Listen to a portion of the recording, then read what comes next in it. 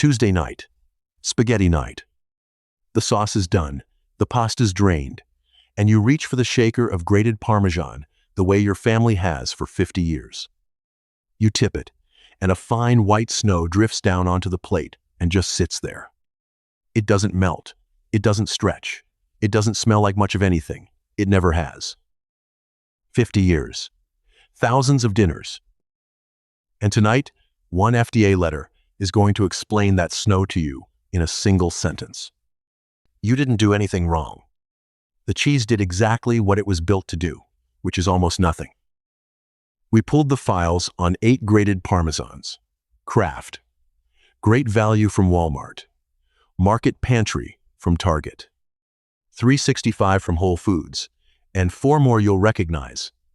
Most of them have something to explain. And one of them sits on top of a federal document that says, word for word, no Parmesan cheese was used. Not less Parmesan than promised. None. Also tonight, the store everyone calls, overpriced, quietly posted the cleanest number in the whole lab test and still couldn't stay off this list. And here's the part that will bother you all week. That document doesn't belong to some shady discount brand. It belongs to one of the prettiest, most trusted labels in American retail. Quick one before we start. Type the Parmesan sitting in your kitchen right now, the brand, and the exact words on the lid in the comments. By the end, you'll know what its paperwork says. 4 terms are going to do the work tonight. Cellulose, the 2 to 4 rule, trimmings, and standard of identity. Learn them once, and the cheese aisle can never fool you again. Because the front of the jar is the promise. The back is the receipt. We judged all 8 the same way. Lab numbers, federal records, court filings, paper only, no guessing. Counting down, worst at the end. Number 8. First, the honest part, because this channel doesn't do panic. Nothing in this video is about poison. Cellulose, you'll meet it properly in a second, is a legal, safe, anti-caking agent, and there's naturally occurring cellulose in an apple. Nobody on this list is hurting your body. Some of them are just charging cheese money for things that aren't cheese, and they've been remarkably calm about it for a very long time. The numbers you're about to hear come from an independent laboratory test commissioned by Bloomberg in 2016, from FDA inspection records, and from federal court documents. Every claim tonight has a page number behind it. One more thing before the countdown. For years, the story we all carried was simple. The green can is old-fashioned but honest, the fancy store is expensive but real, and fake food is something that happens in other countries. Keep that story in mind. Watch what the paperwork does to it. Because that story didn't come from nowhere. It was sold to you one shaker, one commercial, one spaghetti night at a time, for 3 generations. The green can outlive the butcher counter, outlive the cheese wheel, outlive the question. By the time you were old enough to push a cart, powder in a can simply was Parmesan. The story is the product. The cheese is just the packaging. Number 8. $3.65 from Whole Foods. The cleanest number on this list still hid something. When that Bloomberg lab tested grated Parmesans, the Whole Food store brand came back at 0.3% cellulose, a trace. The best score of any jar in the test. Credit where it's due, that's real cheese in there. So let's meet your first term properly. Cellulose is plant fiber, refined into a fine powder and dusted through shredded cheese so it pours smoothly instead of clumping into a brick. It's legal, it's common. Used honestly, in small amounts, it's just housekeeping. And the industry adores it. For one more reason, nobody prints. Cellulose holds moisture and takes up space. It keeps the powder fluffy, the jar full-looking, the weight honest on the scale, while the cheese content drifts quietly downward. It is the perfect passenger, invisible, tasteless, and cheap beyond belief. Then why is the cleanest jar sitting on the failing side of this list? Because at the time of that test, cellulose wasn't printed on the 365 label at all. Maybe it drifted in through shared equipment. Maybe it was a trace nobody thought worth mentioning. But an ingredient that's in your food and not on your label is not a detail. And it happened at the one store whose entire price tag is built on the words, "Trust our label." Whole Foods sells transparency at a markup. It still owed you one more line of fine print. To be fair, a trace at 0.3 is the kind of sin every other jar on this list would love to trade for. That's why 365 opens the countdown instead of ending it. This is the shallow end of the pool. Feel the temperature, it drops fast from here. Hold on to that discomfort, because the next item on the list isn't a brand at all. It's two words, and every jar in your pantry is wearing them. Number 7. The words 100%. Every lawyer in this story agrees on one thing. You read those words wrong. When American families sued over cellulose inside jars labeled 100% grated Parmesan cheese, the company's defense was not, "There's no filler in there." Last. Their defense was that the label never promised 100% cheese. Maybe it meant 100% grated. Maybe it meant the cheese, that is Parmesan, is 100% Parmesan. In 2018, a federal judge accepted that argument, called the phrase ambiguous, and ruled that any confusion could be cured by turning the jar around and reading the ingredient list. The families had brought receipts of their own 2 linguistics professors and a consumer survey showing how real shoppers read that label.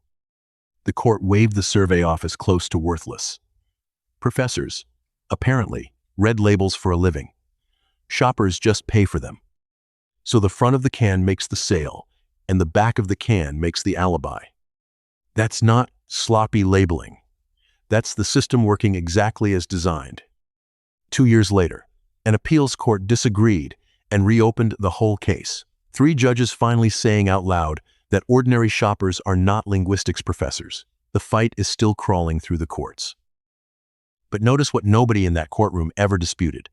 The filler was in the jar. The entire argument was about whether you should have expected it. And at number 6, that argument has a famous face. Number 6, Kraft. Kraft's number is legal. That's exactly the problem. The green can, the one in your grandmother's refrigerator, the one that taught America what Parmesan means, the one that lived in the fridge door long after the powder inside stopped needing the cold at all, tested at 3.8% cellulose. Your second term, the 2 to 4 rule. Cheese. Scientists consider 2 to 4% cellulose, the accepted range for anti-caking, enough to keep the powder loose, not enough to pad the product. Kraft sits inside that range.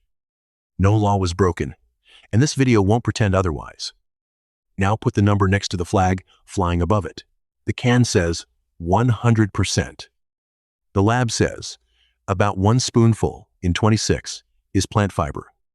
Both of those things are true at the same time, and the courts have been fighting about how that's possible since 2016, including surviving claims that accuse manufacturers of using cellulose not just to stop clumping, but as quiet padding, with anti-caking as the cover story. 3.8% sounds small until you run it across a family. A jar a month, a few generations deep, thousands of spaghetti nights, each one seasoned with a pinch of perfectly legal plant fiber, priced as cheese, under a flag that says 100%. No single serving is a scandal. The century adds up. Kraft spent a century earning your family's trust, and that's what makes this one sting. Because trust is the one ingredient they never have to list. And below this line, the story changes. From here down, it stops being a question of how much filler is in the cheese and becomes a question of whether there's any cheese at all. Number 5. Great value. From Walmart. Double the ceiling. Printed under 100%. The lab clocked Walmart's jar at 7.8% cellulose, nearly twice the top of the accepted range. That's not housekeeping anymore. At that level, plant fiber isn't keeping the cheese loose. It's keeping the price low, and you're the one paying the difference. Run the register math. On a typical shaker, that's a solid pinch of every serving billed at cheese prices for something that grows in a forest. Once a week, every week, for years, quietly, in the one aisle, nobody double checks. And scale is the multiplier. This is the best-selling grocery label in the country, moving jars by the truckload, coast to coast, every day of the year. At 7.8%, great value isn't a jar with some filler in it. It's plant fiber moving at national scale, one pinch at a time, perfectly sellable, right up until someone asks what the 100 on the front is 100 of. When the class actions were filed, the claims against Walmart were among the ones that survived the judge's 2018 cut. Not proof of guilt, the case grinds on, but enough paper to keep their name on the docket. Cheap isn't the trick. The trick is what cheap is made of. Number 4. Essential Everyday, from the Jewel Osco shelf. The worst number a lab ever found in this aisle, 8.8%. Nearly 1 scoop in 11, plant fiber. More than double the ceiling of the 2 to 4 rule, sitting in a jar that says 100% grated Parmesan cheese on the front, like it's daring someone to check. If you've never heard of Essential Everyday, that's not an accident of your memory, it's the pattern. The further a label lives from a famous name, the fewer people are watching it. Famous brands get lawsuits and lab tests. Quiet regional labels get shelf space and silence. Essential Everyday belongs to a supermarket supply group, not a cheesemaker, a label built in a boardroom to fill a shelf slot at a price point. Nothing wrong with that on its own. Half the products in your cart live the same life. But a brand with no face has no reputation to protect. And a brand with no reputation to protect has very little reason to leave the cellulose dial where the scientists set it. And when nobody at all is watching, you don't get padded cheese. You get the next 3 files, where the Parmesan percentage stops being a number and becomes a 0. Number 3. Best choice, and always save the twins. 2 names you've never heard, 0 Parmesan between them. According to FDA records, no Parmesan cheese was used to manufacture the grated Parmesan sold under these 2 discount labels.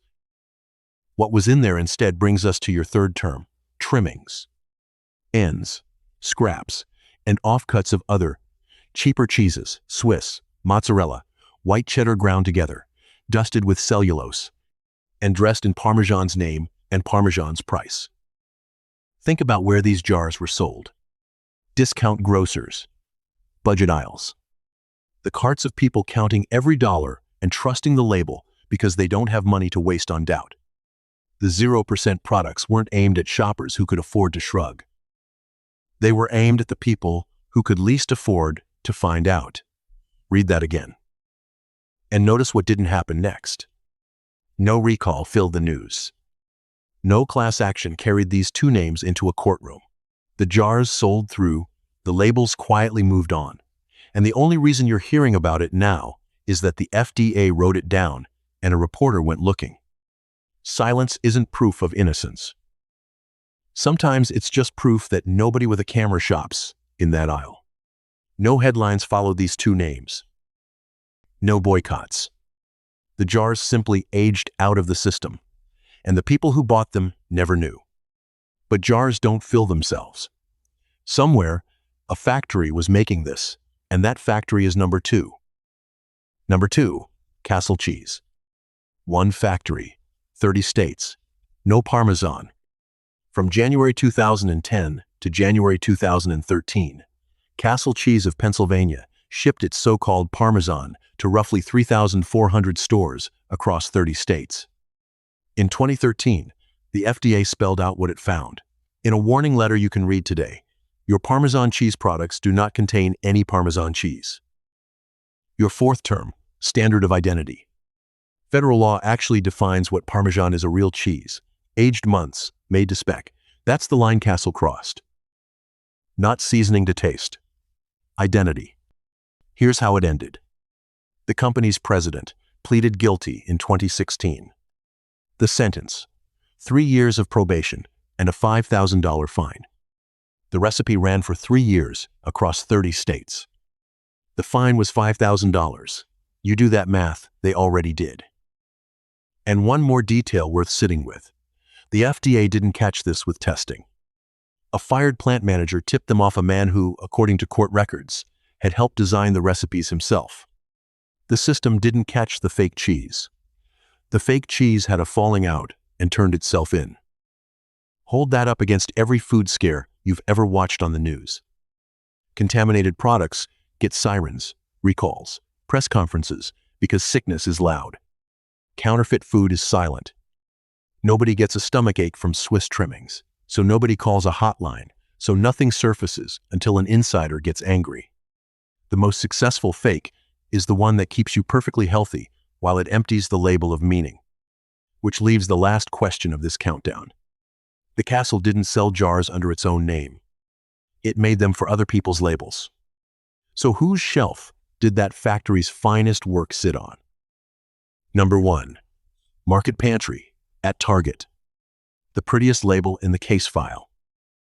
According to those same FDA records, no Parmesan cheese was used to manufacture the Market Pantry, Grated Parmesan, Target's own brand, in Target's own design, on Target's own shelves, through those same years.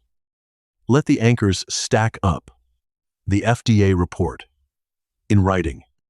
The federal warning letter to the factory that made it, in writing.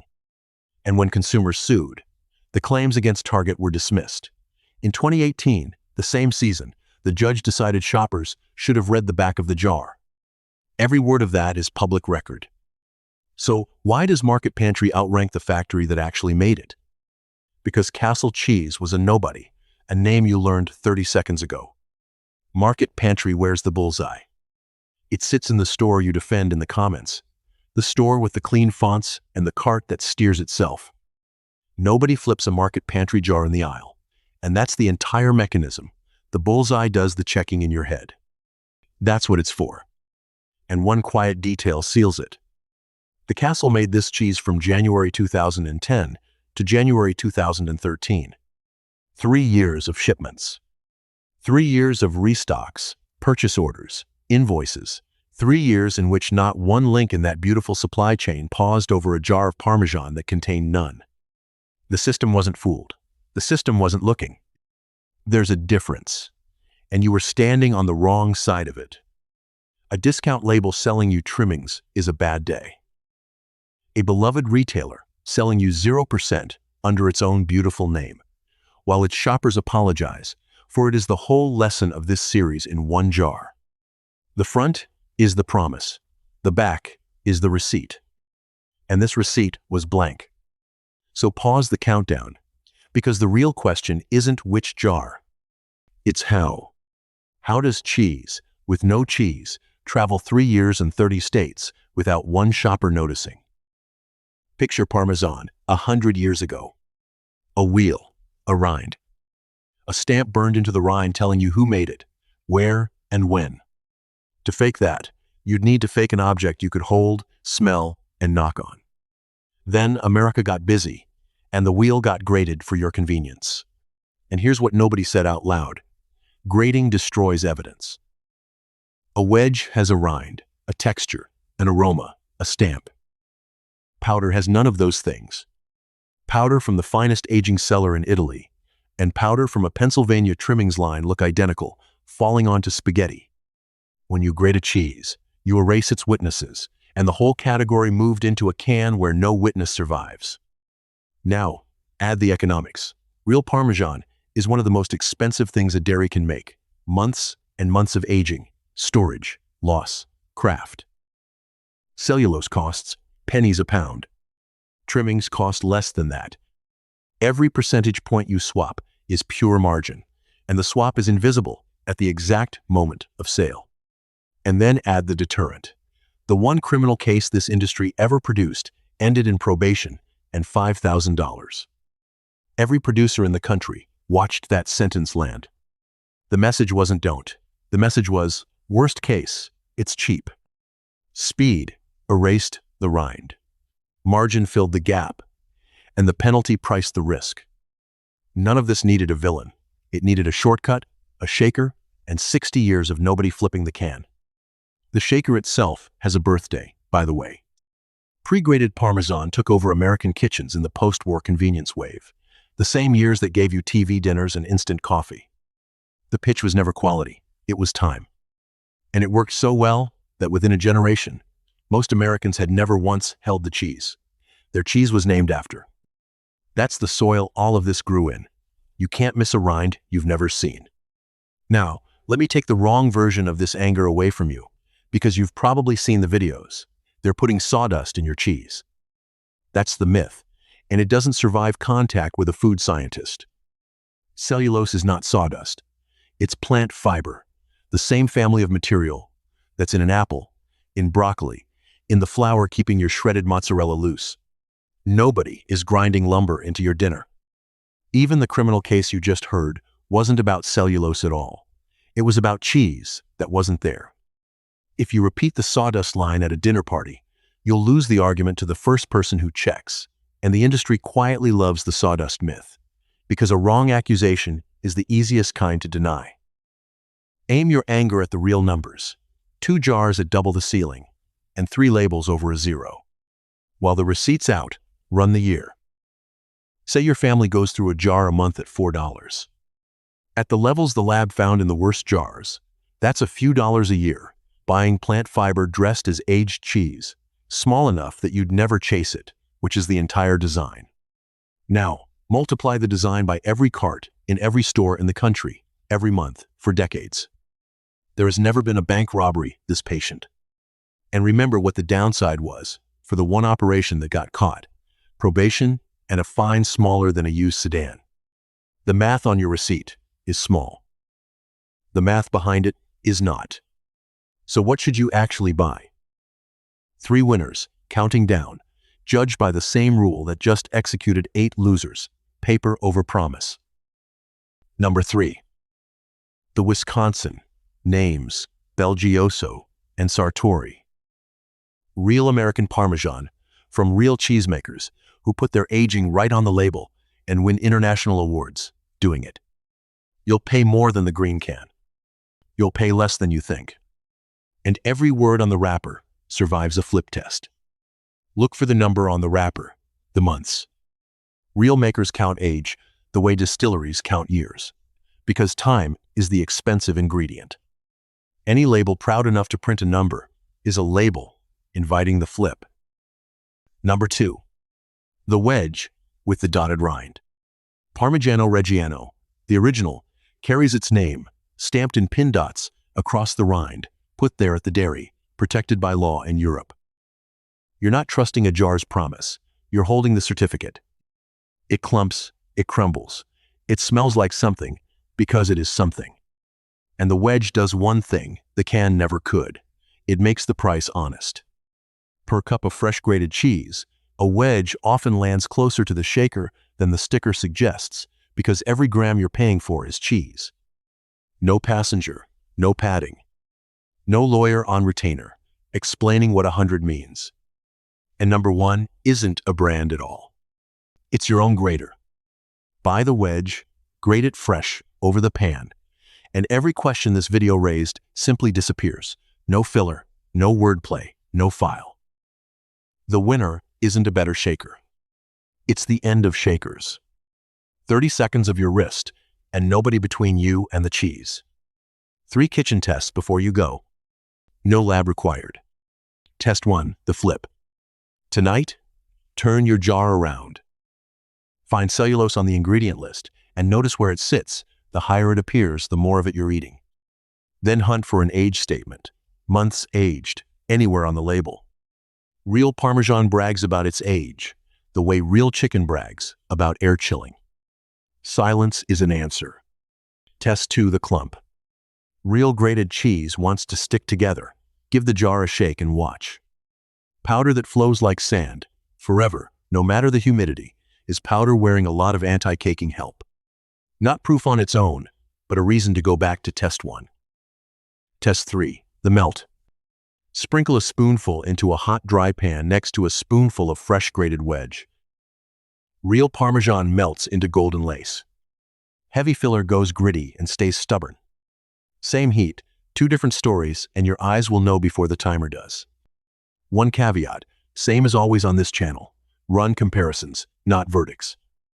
A single jar in a single pan proves nothing. 2 jars side by side, same heat, same minute. That's a result. You can let your own kitchen referee. 4 myths to leave behind. Myth 1. The refrigerated tub is automatically real. No, the aisle changes the temperature, not the ingredient list. Flip it anyway. Myth 2. Parmesan means it came from Parma. Not in America here. The word is legal for domestic cheese, which is exactly why the dotted rind matters when you want the original. The word is free in America.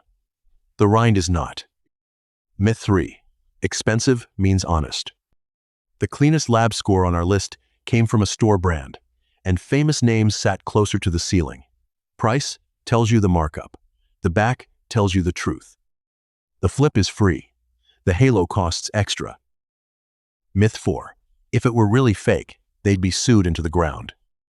They were sued. A judge said, "You should have read the back." It took an appeals court 2 more years just to reopen the question. The courtroom moves slower than your cart, so the reading is on you. Here's the whole video in 5 seconds at the shelf. Flip the jar. Find cellulose and check how high it sits. Hunt for an age statement. Ask what the 100% is actually modifying. And when in doubt, buy the wedge and grate it yourself. 5 seconds. Once then, it's automatic for life. So here's what you walked away with tonight. Cellulose, the 2 to 4 rule. Trimmings, standard of identity. 4 terms, and the shaker in your pantry just became readable. Most of the aisle failed. 1 label at double the ceiling, 1 at nearly triple, 3 names over a federal 0, and the hardest fall belonged to the prettiest logo in the case file. Because the front is the promise. The back is the receipt. Now, it's your turn. Name the Parmesan in your kitchen. In the comments, brand and lid, exactly as it reads. I read every single one. And the brand you name most becomes the next file we pull. And send this to the person in your life who's been shaking that same green can since the 90s. They've waited long enough to know. 50 years of spaghetti nights deserve better than a mystery in a can. See you at the next test.